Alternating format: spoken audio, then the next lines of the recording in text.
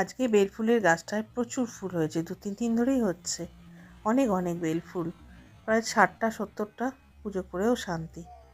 তো সে যাই হোক, যে প্রথম দিকে অত ভালো ফুল হচ্ছিল না, ছোট ছোট ফুল হচ্ছিল, আমার মনটা খুব খারাপ ছিল।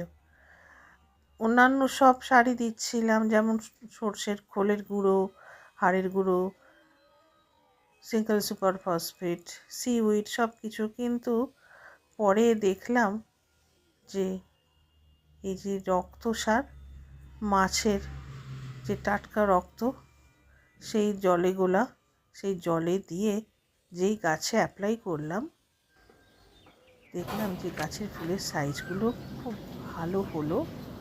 আর সুগন্ধ, তার কথা বলা যায় না, অপূর্ব সেই সুগন্ধ।